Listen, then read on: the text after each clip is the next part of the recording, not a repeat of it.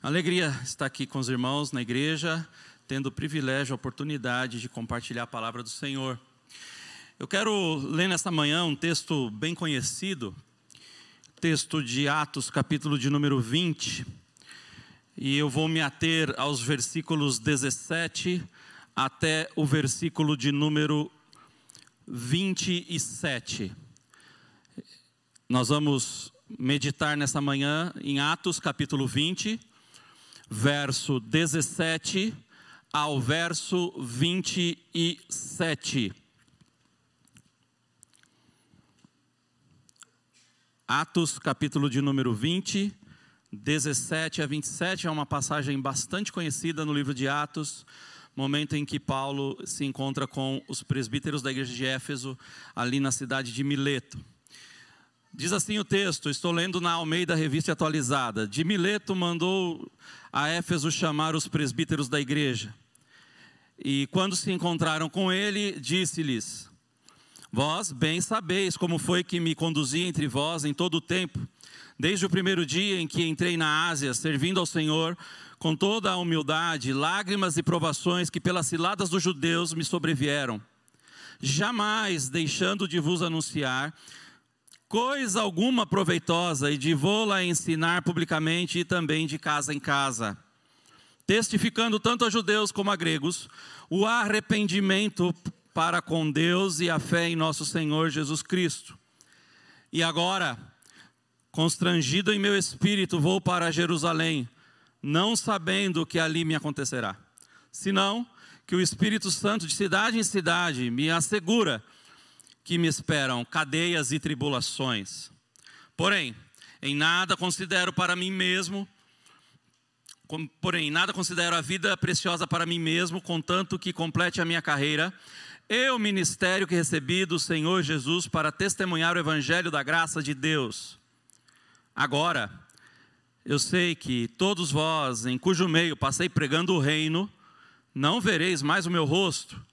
Portanto, eu vos protesto no dia de hoje, que estou limpo do sangue de todos, porque jamais deixei de vos anunciar todo o desígnio de Deus. Um dia, você foi criança, saiu para brincar com seus amigos da rua, do condomínio, do prédio, e sem que você soubesse, aquela foi a última vez que você saiu para brincar com eles. O tempo passou, novos compromissos surgiram, processo de amadurecimento, e agora você não sai mais para brincar com seus amigos na rua, com seus colegas de condomínio, de prédio. Um dia, você carregou o seu filho no colo, sem saber que aquela foi a última vez que você carregou ele enquanto ele era criança, pequena. O tempo passou, ele cresceu, e você pode até pegar ele no colo hoje, mas não é mais como quando ele era criança. Um dia, você, sem saber, deu o último beijo no rosto de alguém. Sem saber que aquela pessoa querida, aquele ente querido, aquele parente, aquela pessoa de convívio próximo, partiria. As circunstâncias mudaram e veio a morte. Já parou para pensar que um dia você deu seu último passeio com o seu cachorro? Com o seu animal de estimação, e depois disso aconteceu alguma coisa, veio algum processo de enfermidade, ele não pôde mais sair de casa até o dia que ele morreu. Qual foi a última vez? Quando será a última vez? Há algumas realidades que nos colocam diante da iminência da última vez. Uma delas é distanciamento. E a outra é a morte física. E para nós cristãos, a outra é também um encontro glorioso com o Senhor. Paulo, aqui nesse texto, ele sabia que era a última vez. Era a última vez que ele estaria em contato pessoal, presencial, com os presbíteros da igreja de Éfeso. Ele sabia que aquela era a última vez. Não haveria outra vez, não haveria outra ocasião para que ele estivesse presencialmente com aqueles homens. Foi ele quem pregou em Éfeso. Foi ele quem ficou 3 anos servindo aquela igreja. O tempo passou e agora ele está a caminho de Jerusalém. E ele quer chegar a Jerusalém antes do dia do Pentecostes. Ele sabe que a sua ida para lá é muito arriscada. Ele sabe que essa ida para lá pode lhe custar a vida. Mas antes de ir para lá, ele quer um encontro. Ele quer se encontrar pessoalmente com os presbíteros da igreja de Éfeso. E é a última vez que ele vai falar pessoalmente com esses homens. Nós podemos, como nós estamos em um domingo refletindo sobre a importância da educação cristã, a importância da educação no contexto do cristianismo, nós podemos aprender algumas lições aqui da vida desse homem que educava as igrejas no Evangelho. Paulo educava as igrejas no Evangelho. E eu quero pensar nessa manhã com os irmãos em pelo menos 5 marcas desse grande educador. Esse que educava as igrejas que ele pregava, ministrava, plantava e servia. Quero pensar em 5 marcas com base nesse texto. Primeira marca que nós vemos aqui é a humildade. Olha aí na sua Bíblia, versículo 17 a 19. De Mileto mandou a Éfeso chamar os presbíteros da igreja, e quando se encontraram com ele, disse-lhes: vós bem sabeis como foi que me conduzi entre vós.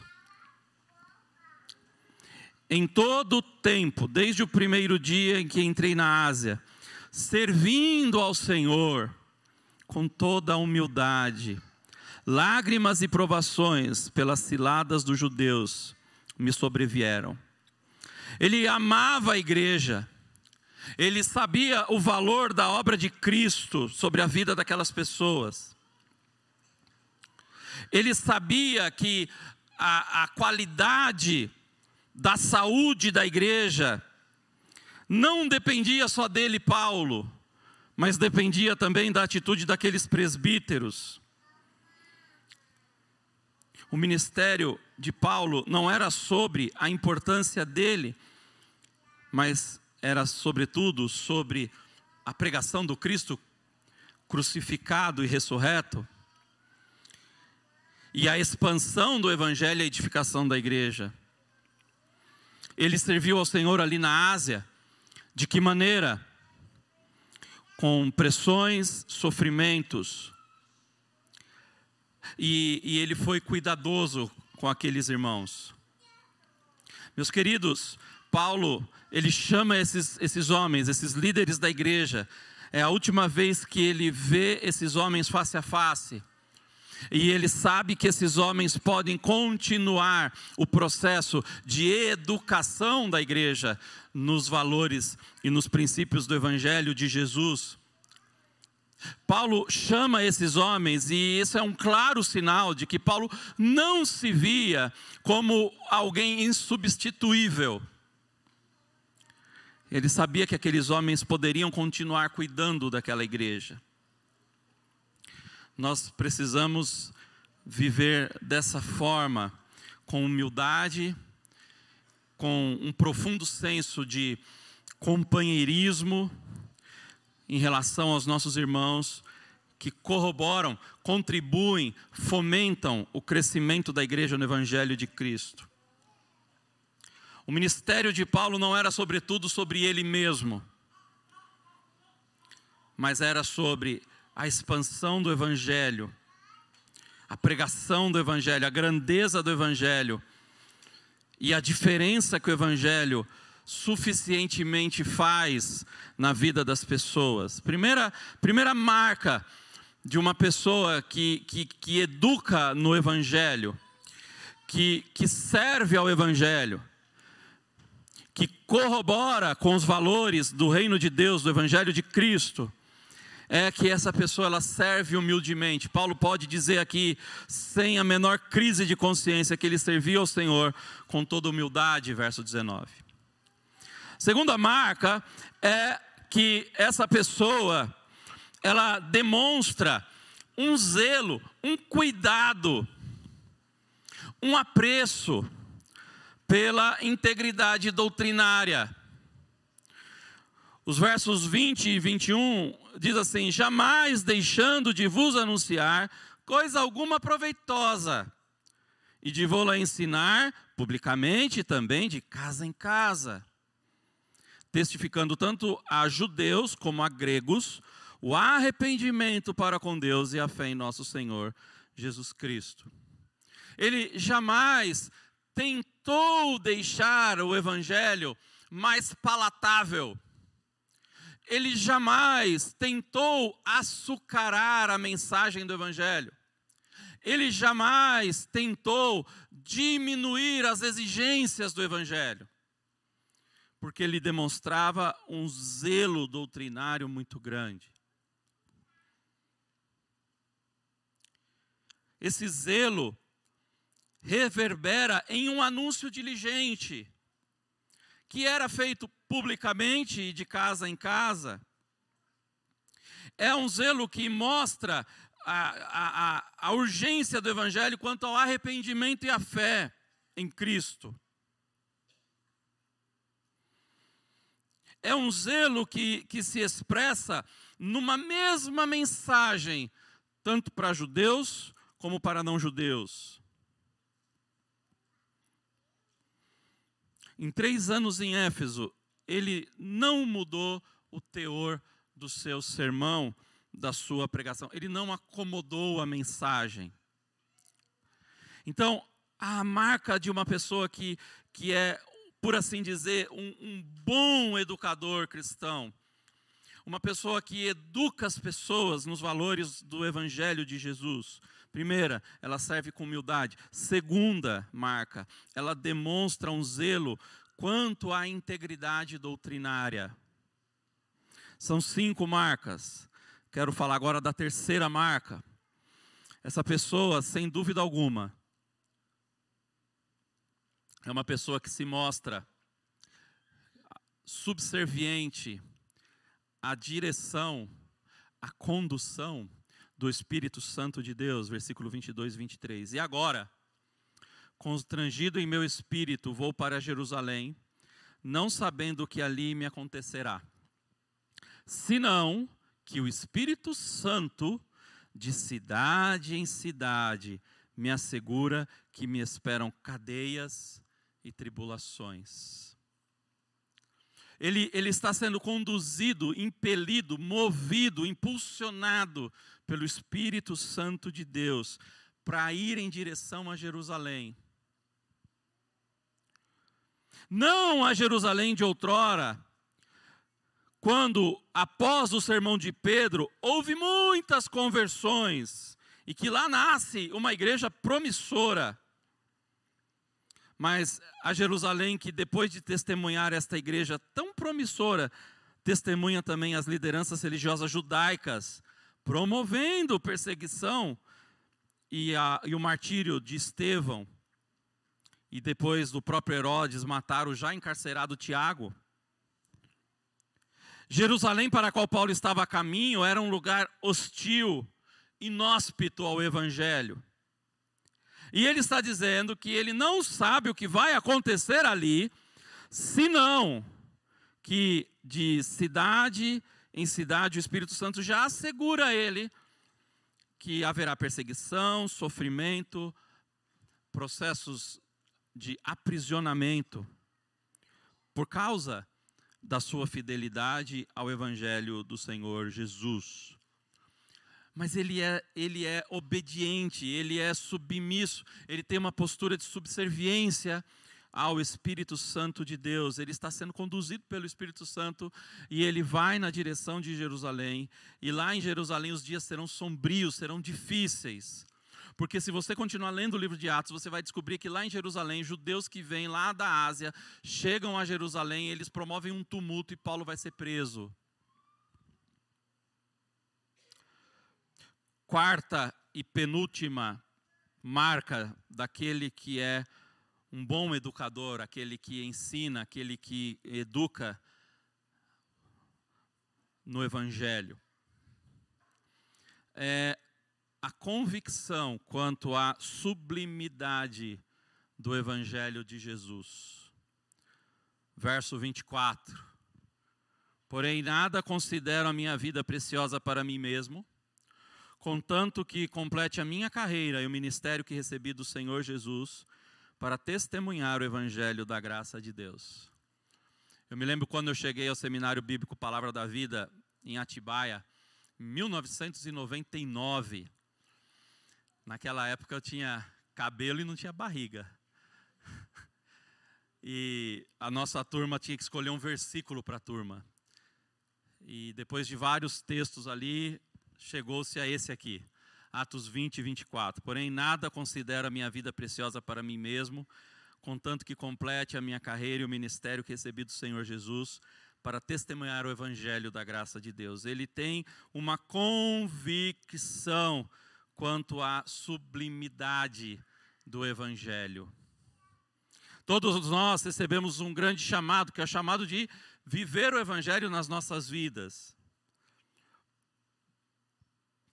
Existem muitas pessoas que dizem crer nesse chamado, professam fé no Evangelho, consideram que elas atenderam a esse chamado, mas vivem de forma alheia e indiferente ao Evangelho. Existem pessoas bem conscientes e responsáveis do engajamento para a realização dos seus projetos pessoais, dos seus sonhos, dos seus objetivos, das suas metas, mas absolutamente indiferentes e displicentes quanto ao reino de Deus. Isso é real. E as exigências do Evangelho. Agora, nenhum desses dois exemplos fala aqui sobre Paulo. Porque ele, Paulo, está dizendo exatamente o oposto, que em nada ele considerava os seus interesses supremos ou maiores, a não ser o chamado para proclamar o Evangelho da graça de Deus. Era esse o projeto de Paulo. O projeto de Paulo era esse. Em nada considerava sua vida preciosa para si próprio, contanto que completasse a carreira e o ministério que ele recebeu do Senhor Jesus para testemunhar o Evangelho da graça de Deus. Agora, essa filosofia de vida dele aqui vai, em última análise, em última instância, vai até as últimas consequências, vai lhe custar a própria vida, inclusive. Mas ele possui essa forte convicção quanto à sublimidade do Evangelho de Jesus. Quinta e última marca, pelo menos até aqui no texto, de uma pessoa que é um verdadeiro educador cristão, alguém que educa nos valores do Evangelho, é que essa pessoa ela demonstra um forte senso de comprometimento. Verso 25 a 27. E agora eu sei que todos vós em cujo meio passei pregando o reino, não vereis mais o meu rosto. Portanto, eu vos protesto no dia de hoje que estou limpo do sangue de todos, porque jamais deixei de vos anunciar todo o desígnio de Deus. Ele não só sabia da sublimidade do seu chamado, da grandeza da mensagem, da grandeza dos valores do reino de Deus. Ele sabia que não estaria mais pessoalmente com aquela liderança, mas ele sabia também que ele havia cumprido o seu chamado entre os crentes de Éfeso. Ele poderia dizer àqueles presbíteros, ele podia dizer àqueles presbíteros, que as decisões daqueles homens na condução da igreja era a responsabilidade deles de agora em diante. Pois ele, Paulo, havia ensinado com máxima fidelidade todo o desígnio de Deus ali, os valores do evangelho para aquele povo. E talvez você está aqui nessa manhã dizendo assim: Valderrama, mas que mensagem interessante, a vida de Paulo, lá no primeiro século, passando por Mileto, conversando com os presbíteros da igreja de Éfeso, mas eu estou no século 21, a minha realidade é outra, os meus desafios são outros. O que esse texto pode nos trazer em termos de lições aplicativas? Eu quero terminar com algumas lições aplicativas nessa manhã aqui com os irmãos, algumas lições pertinentes e aplicativas. Em primeiro lugar, o evangelho do Senhor Jesus não é sobre a importância do pastor A, B, C, D, E, F, G, H. Nós estamos vivendo uma época no nosso país muito perigosa, em que muitas pessoas estão com uma tendência muito forte ao culto à personalidade. E em alguns ambientes, alguns pastores são quase que idolatrados. Eu me lembro que certa vez eu estava numa conferência para pastores e líderes, bastante relevante no cenário protestante nacional. E chegou um preletor norte-americano, muito conhecido, autor de livros, e eu me assustei com o que eu vi. Eu me assustei. Parecia que a gente estava recebendo uma celebridade. Flashes, fotos, pessoas cercando. E eu sei que o coração daquele homem não é assim. Mas ele foi tratado dessa forma naquele ambiente. E nós estamos tendo esse risco no Brasil. Às vezes a gente fala assim: se o pastor fulano de tal, que vive pregando por aí, aparece no YouTube e falou, então a interpretação dele está certa. Nós temos que tomar cuidado com isso. Nós temos apenas os olhos fixos em Jesus Cristo. Ele é o autor e consumador da nossa fé. Por mais que admiremos e queremos dar honra a grandes estudiosos da palavra, a grandes teólogos nacionais e internacionais, os nossos olhos devem permanecer fixos em Cristo. Fixos em Cristo. Segunda lição: valorize o ensino e a doutrina na sua igreja local. Infelizmente, muita gente para de ler a Bíblia para assistir gente na internet. E muito do conteúdo da internet vem carregado de falsos mestres e falsas leituras do Evangelho.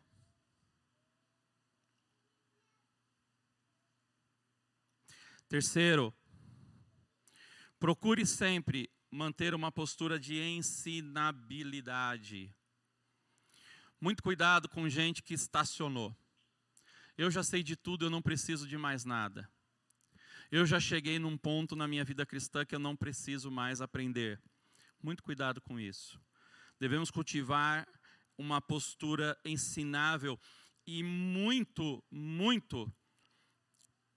com uma percepção muito aguçada em relação à condução do Espírito ao caminho de obediência. É um grande desafio esse para nós. Quarta lição de casa: avalie sempre as suas prioridades. E em nada tem as suas prioridades superiores à sua fidelidade a Cristo. Pastor, o meu sonho é esse, mas esse sonho seu vai lhe custar a fidelidade a Cristo? Vai. Abandona. Pastor, meu projeto é esse, mas esse projeto vai fazer você negociar valores inegociáveis? Valores do Evangelho? Vai. Abandona. Em nada tem as suas próprias prioridades superiores à fidelidade a Cristo. Quinta e última lição para você e para mim, e com isso eu encerro as minhas considerações e devolvo a palavra ao pastor Eduardo. Comprometa-se com a igreja. Comprometa-se com a igreja.